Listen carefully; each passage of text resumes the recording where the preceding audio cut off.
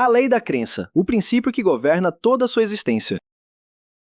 Joseph Murphy abre seu livro com uma revelação fundamental que permeia toda a sua obra. A lei da vida é a lei da crença. Essa lei opera independentemente de religiões, culturas ou filosofias, pois funciona através do mecanismo universal da mente humana. Quando você sustenta um pensamento com convicção emocional, esse pensamento se torna uma semente plantada no solo fértil do subconsciente. A partir desse momento, forças criativas começam a trabalhar para manifestar na sua realidade externa aquilo que você cultivou internamente. O autor explica que sua mente opera em dois níveis distintos, porém interligados. A mente consciente é a guardiã dos portões, responsável pelo raciocínio, pela análise e pelas escolhas deliberadas que você faz a cada momento. Já a mente subconsciente funciona como um solo que não questiona as sementes que recebe, sejam elas de flores ou de ervas daninhas. Ela aceita como verdade aquilo que a mente consciente lhe entrega, com sentimento e repetição, e trabalha incansavelmente para transformar essa verdade aceita em experiência concreta. Murphy ilustra esse princípio comparando duas pessoas que enfrentam circunstâncias similares, mas obtêm resultados completamente opostos. Uma vive magnetizada pela confiança e pela fé, atraindo oportunidades e superando obstáculos com naturalidade. A outra permanece paralisada pelo medo e pela dúvida, criando barreiras invisíveis que a impedem de avançar. A diferença entre elas não está nas circunstâncias externas, mas no padrão de pensamentos que cada uma cultiva habitualmente. Compreender essa lei é o primeiro passo para assumir o comando de seu destino.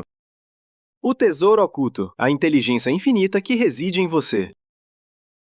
Uma das metáforas mais poderosas do livro é a do tesouro interior que cada ser humano carrega, muitas vezes sem saber. Murphy descreve a mente subconsciente como uma mina de ouro inesgotável, capaz de fornecer soluções para qualquer problema, respostas para qualquer pergunta e recursos para qualquer necessidade. Essa inteligência infinita existiu antes de você nascer e continua operando silenciosamente, mantendo seu coração batendo, regulando sua respiração e coordenando milhões de processos vitais, sem que você precise pensar conscientemente em nenhum deles. O mesmo poder que realiza esses milagres biológicos está disponível para resolver seus desafios pessoais e profissionais. O autor conta a história de Ruth, uma viúva de 75 anos que se sentia solitária e desesperançada. Aplicando os princípios do livro, ela começou a repetir com emoção sincera afirmações sobre encontrar um companheiro amoroso e espiritualizado. Poucas semanas depois, conheceu um farmacêutico aposentado que correspondia exatamente ao que havia visualizado. A inteligência do subconsciente os reuniu de forma que pareceu coincidência, mas que na verdade foi a manifestação precisa daquilo que ela havia impressa em sua mente mais profunda. Murphy usa esse exemplo para demonstrar que o tesouro interior não conhece limitações de idade, circunstância ou possibilidade. Para acessar esse tesouro, você precisa reconhecer que ele existe e está à sua disposição. Murphy compara pessoas a peças de ferro. Algumas vivem magnetizadas pela fé, atraindo sucesso e abundância, enquanto outras permanecem desmagnetizadas pelo medo, incapazes de erguer sequer uma pena. A diferença está na conexão consciente que você estabelece com os poderes latentes de sua mente. Quando você abre os olhos mentais e contempla a riqueza infinita que existe dentro de si, começa a sacar dessa conta ilimitada tudo aquilo de que necessita para viver uma vida plena e realizada. A arte de impressionar o subconsciente. Técnicas que transformam pensamentos em realidade. Murphy dedica grande parte de seu livro a ensinar métodos práticos para comunicar-se efetivamente com a mente subconsciente. A técnica central envolve o estado de relaxamento profundo, particularmente nos momentos que antecedem o sono, quando a mente consciente diminui sua vigilância e o subconsciente se torna mais receptivo a sugestões. Nesse estado de modorra, as afirmações e visualizações penetram mais facilmente nas camadas profundas da mente, onde se tornam padrões que moldarão sua experiência futura. O autor enfatiza que a repetição consistente, aliada ao sentimento genuíno, é o que transforma um simples pensamento em uma convicção poderosa. Um dos insights mais valiosos do livro é a distinção entre força de vontade e imaginação. Murphy cita o psicólogo francês Émile Coué para explicar que, quando vontade e imaginação entram em conflito, a imaginação sempre vence. É por isso que tentar forçar uma cura ou um resultado através de esforço mental intenso frequentemente produz o efeito oposto. O autor usa o exemplo de atravessar uma prancha no nível do chão versus a mesma prancha suspensa a 7 metros de altura. No segundo caso, a imaginação de cair sobrepuja completamente a vontade de atravessar. A solução está em disciplinar a imaginação, visualizando o resultado desejado como já realizado, sentindo a emoção da conquista como se ela já tivesse acontecido. O autor apresenta 3 passos essenciais para a oração eficaz, que podem ser aplicados a qualquer situação. Primeiro, reconheça claramente o problema ou desejo. Segundo, transfira-o mentalmente ao subconsciente, confiando que essa inteligência superior conhece a melhor solução. Terceiro, relaxe completamente na certeza de que o pedido já foi atendido no plano mental mental e que sua manifestação física é apenas questão de tempo. Murphy adverte que dúvidas e hesitações enfraquecem esse processo, assim como cavar uma semente para verificar se está germinando impede seu crescimento. A fé serena e a expectativa confiante são os catalisadores que aceleram a materialização de seus desejos. O poder curativo da mente, restaurando a saúde através do subconsciente. Murphy apresenta dezenas de casos de curas que desafiam a medicina convencional, não para negar a importância dos médicos, mas para revelar o poder complementar da mente. Ele próprio relata ter se curado de um sarcoma maligno, utilizando as técnicas que ensina no livro, compreendendo que a mesma inteligência criadora que formou seu corpo certamente poderia repará-lo. Essa perspectiva transforma a relação do leitor com a doença. Em vez de vê-la como uma força externa invasora, passa a compreendê-la como um desequilíbrio que pode ser corrigido quando a harmonia mental é restaurada. O subconsciente, que controla todas as funções vitais do corpo, responde prontamente quando recebe instruções claras de saúde e perfeição. O livro descreve a técnica, utilizada por um pastor sul-africano que superou um câncer pulmonar avançado. Várias vezes ao dia, ele se colocava em estado de relaxamento profundo, falando suavemente a cada parte de seu corpo, até sentir-se completamente sereno. Então, afirmava com convicção que a perfeição divina estava se manifestando através dele, e que sua mente subconsciente estava recriando seu corpo em harmonia completa.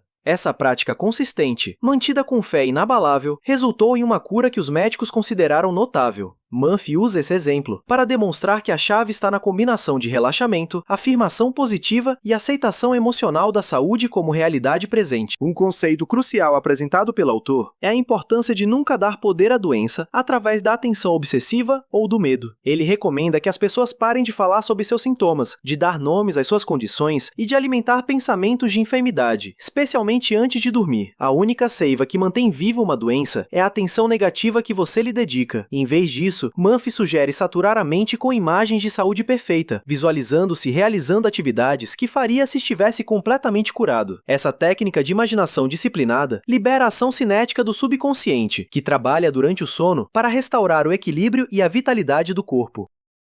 A consciência de prosperidade, removendo os bloqueios mentais à abundância.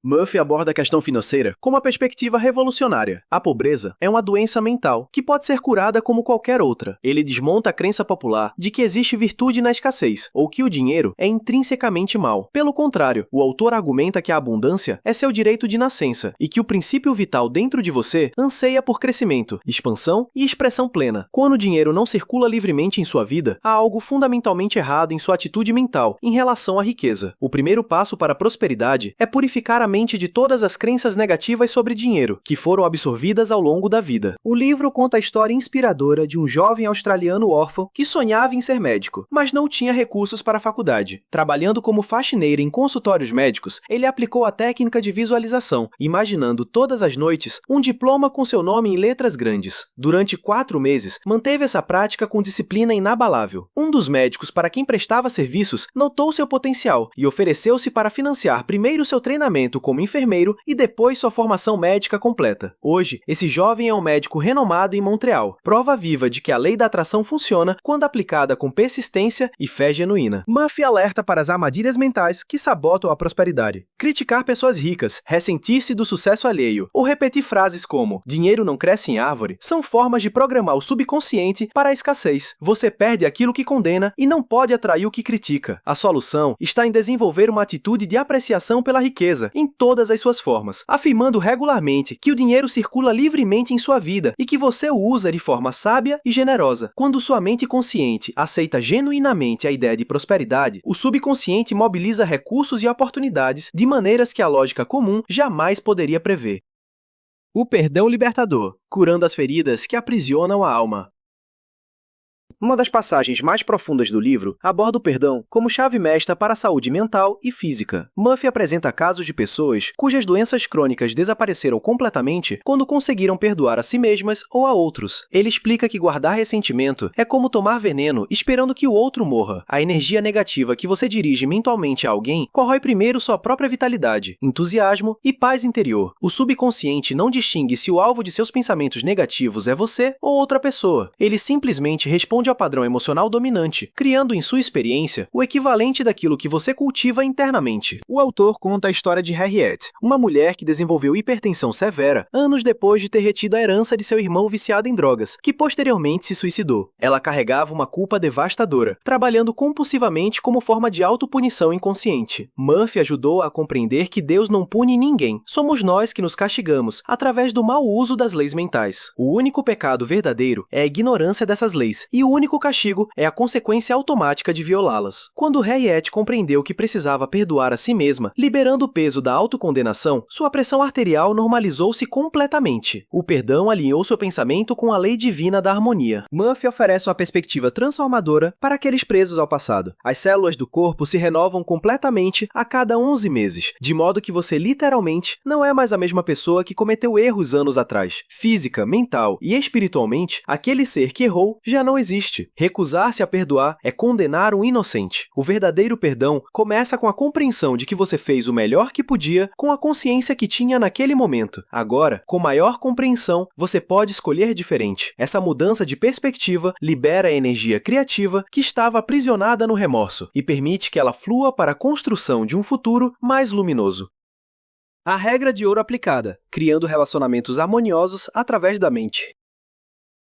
Murphy encerra sua obra com ensinamentos sobre relacionamentos humanos, que derivam logicamente de tudo que foi apresentado antes. Se o subconsciente reproduz fielmente aquilo que nele é gravado, então a maneira como você pensa sobre os outros cria sua própria experiência. A antiga sabedoria, não julgueis para não ser julgados, ganha novo significado. Ao formar um juízo mental sobre alguém, você está criando esse padrão em seu próprio subconsciente, que então o aplica em sua vida. A sugestão que você dá mentalmente a outro, você dá primeiro a si mesmo. Essa compreensão transforma radicalmente a forma como você se relaciona com as pessoas ao seu redor. O autor apresenta o caso de Cynthia, uma secretária executiva que afirmava odiar mulheres, enquanto se dava bem com homens. Suas colegas pareciam sempre conspirar contra ela, criando um ambiente de trabalho hostil. Ao examinar sua situação mais profundamente, Cynthia descobriu que seu tom de voz arrogante e sua atitude desdenhosa transmitiam subconscientemente o desprezo que ela tentava esconder. Murphy a ajudou a criar uma prática de oração diária, na qual afirmava pensar, falar e agir com amor e harmonia em relação a todas as pessoas. Gradualmente, a atmosfera do escritório se transformou e as antigas inimigas tornaram-se amigas genuínas. A mudança exterior refletiu precisamente a transformação interior. O livro conclui com um convite à maestria emocional. Murphy explica que não é o que outros dizem ou fazem que nos afeta, mas nossa própria reação a esses eventos. O homem curava seus acessos de raiva matinal ao ler colunas políticas com as quais discordava. Uma mulher abandonada no altar encontrou paz ao compreender que havia sido poupada de um casamento infeliz. Em cada caso, a libertação veio quando a pessoa assumiu responsabilidade por suas próprias emoções e escolheu conscientemente uma resposta diferente. Você não pode controlar o comportamento dos outros, mas tem poder absoluto sobre seus pensamentos. E é através desse poder que você molda não apenas seus relacionamentos, mas toda a sua experiência de vida.